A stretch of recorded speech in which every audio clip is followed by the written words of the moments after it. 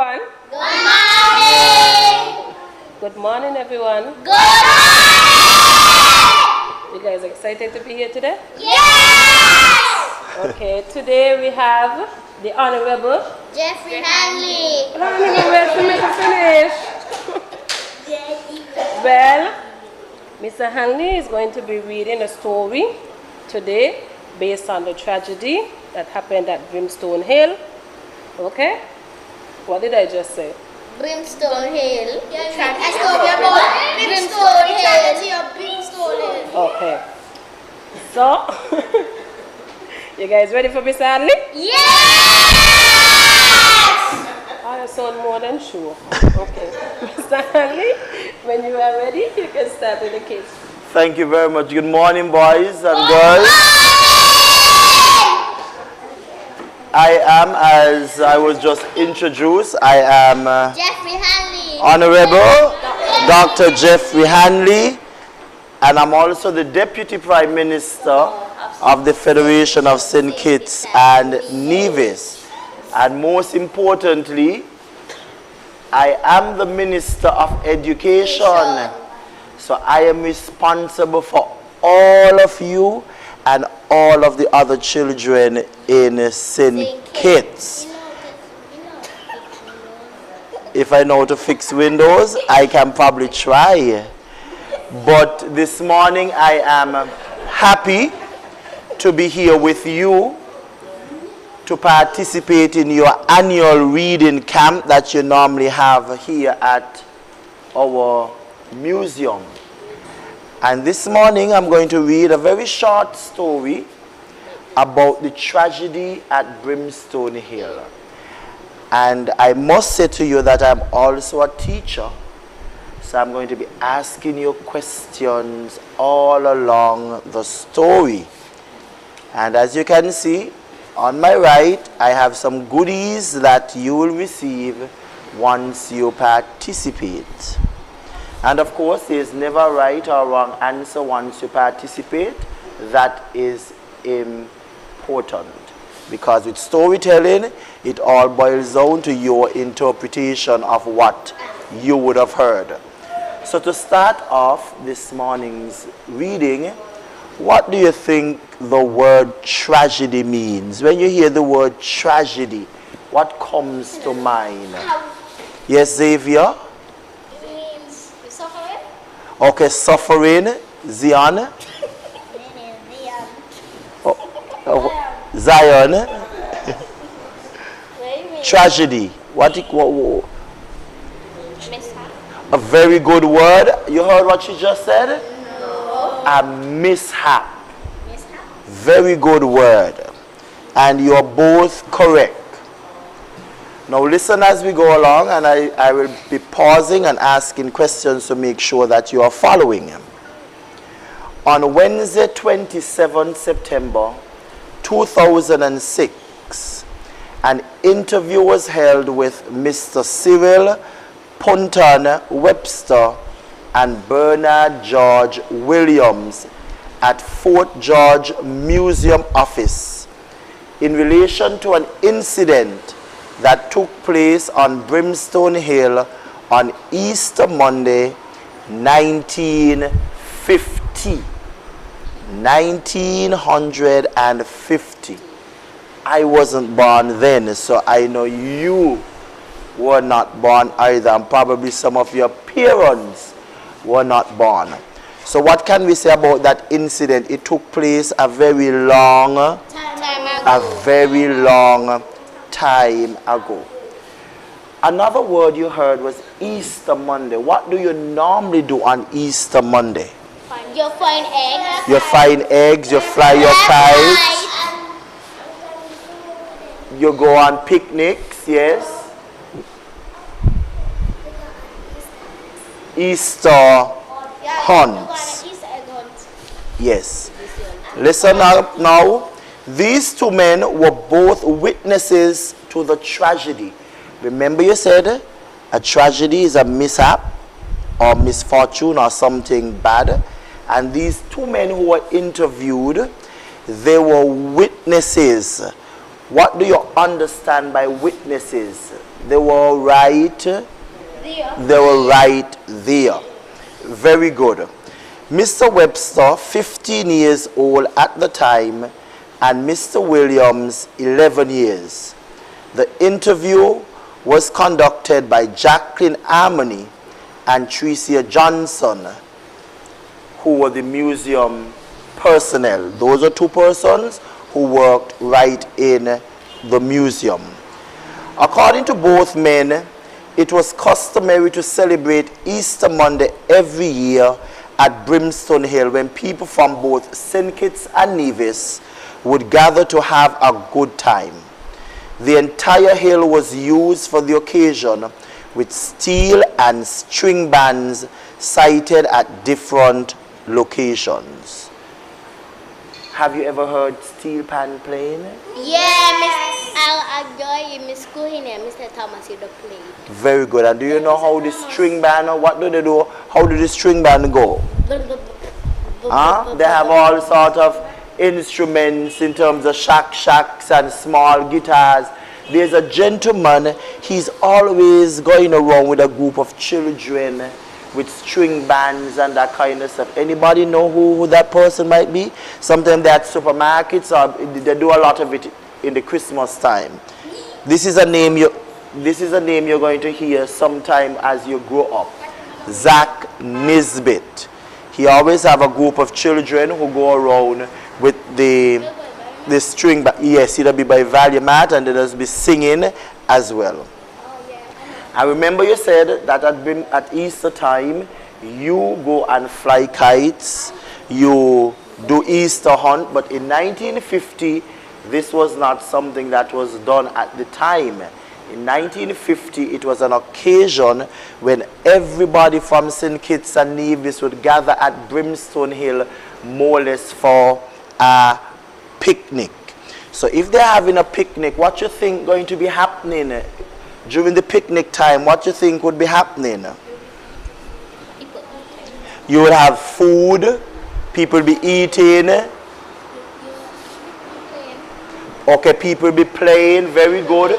What do you do? Dancing, because you heard of string band music and the steel band. Yes? Pardon? Well, if you have a bicycle, but I don't think too much of that happened in 1950. But let's get on to see what the tragedy might have been. The tragedy of Brimstone Hill took place on Easter Monday, 1950. This episode would put an end to future Easter Monday picnics on the hill for years to come.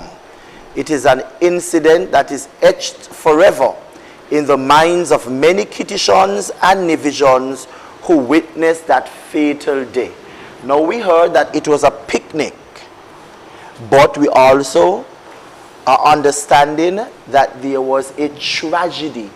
Anybody can think of probably what could have possibly happened at a picnic when everybody having fun and everything?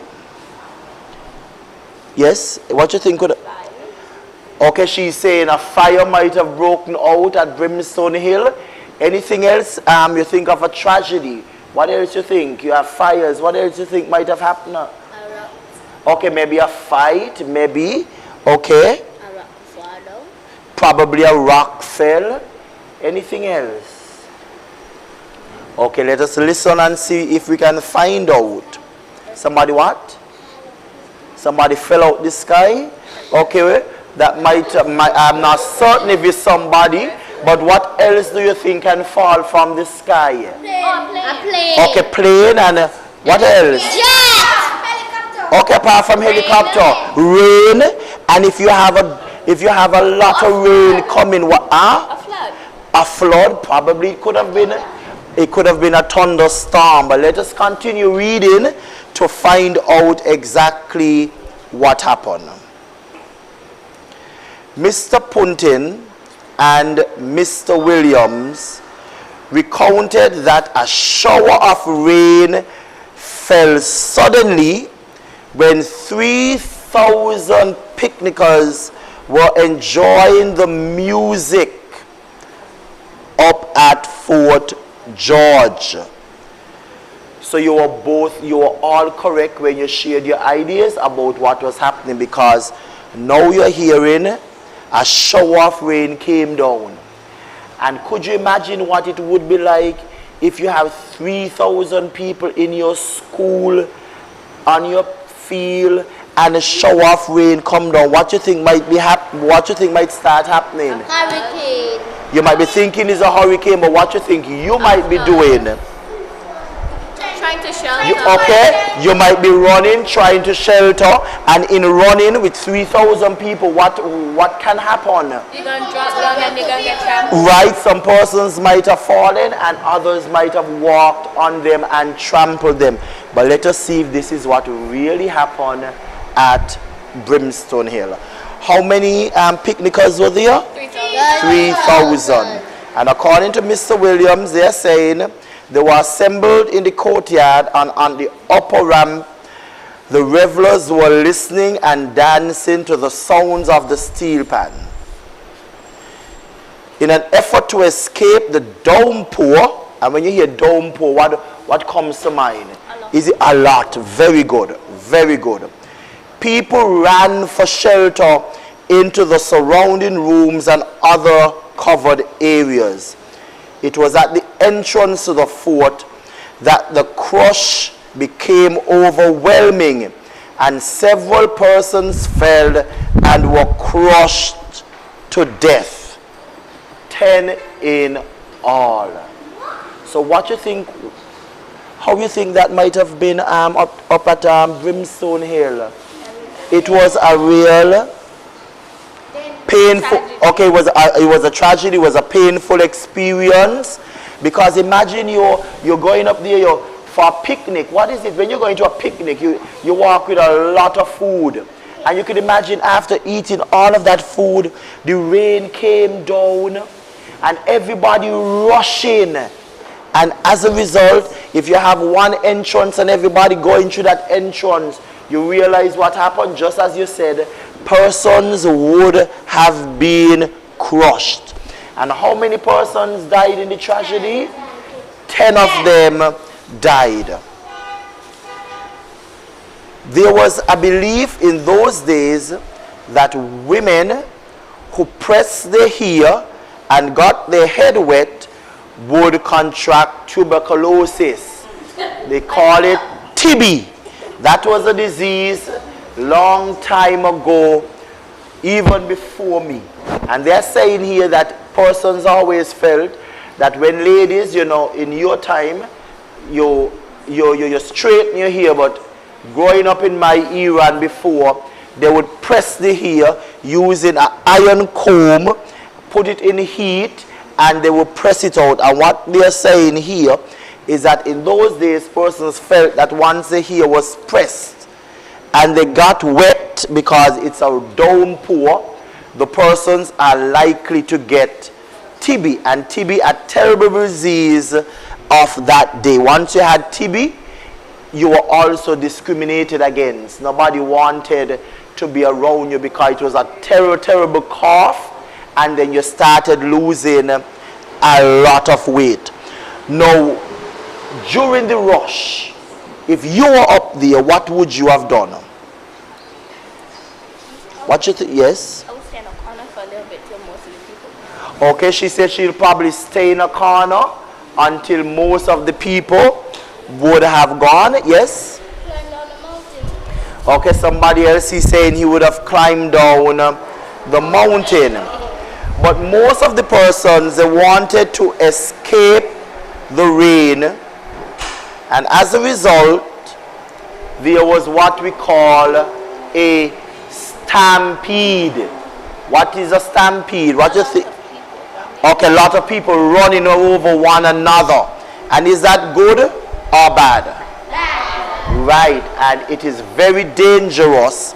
And of course, having that stampede during that tragic time, it created a lot of injuries.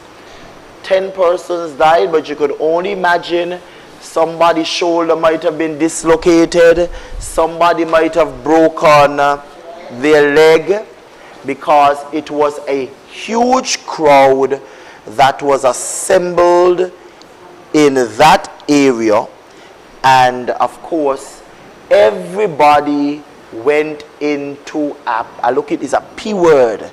Everybody went into a no panic. Very good. Everybody went into a panic, meaning they are wondering what is happening. I can't afford to die. I don't want to get injured, and all sorts of things might have been running through their mind. And finally, boys and girls, the incident is memorized in a calypso by Blind Walters, a major song singer of the day, and the event remains vivid in the minds of people who experience this terrible event. When you go home, you might be able to ask your mother or your grandmother if they ever remembered the tragedy at Brimstone Hill. And that's the end of the story. And in recapping, what was the story about this morning? The story that I read, what was it about? The tragedy at Brimstone Hill. Anybody remember what year it happened? A long time ago. 1950. And you had two persons who survived, and they were sharing their stories with an interviewer. Do you remember any of the names? Mr. Williams and Mr. Webster. Very good. And what did they normally do on Brimstone Hill on Easter Monday? What is it they normally have?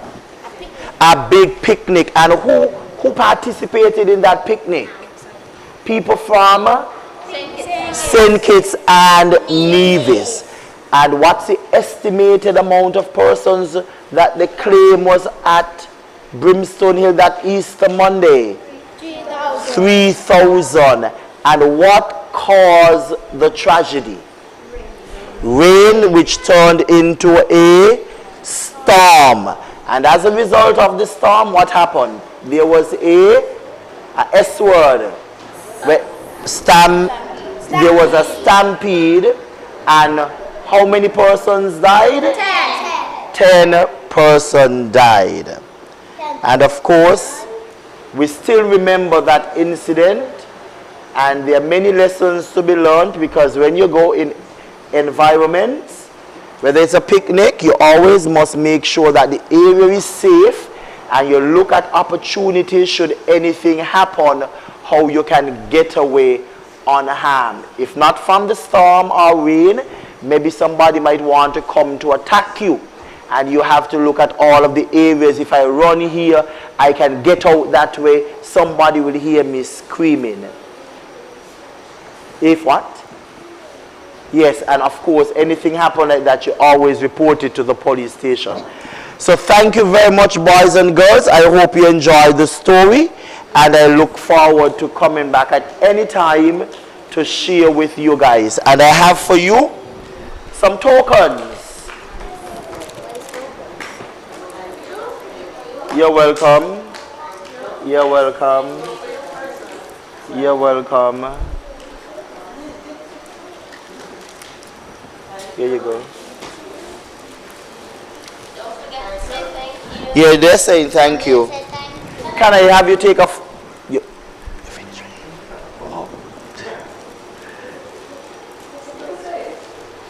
Take a photo. Yes. And as you get ready for school, you have some books, pencils.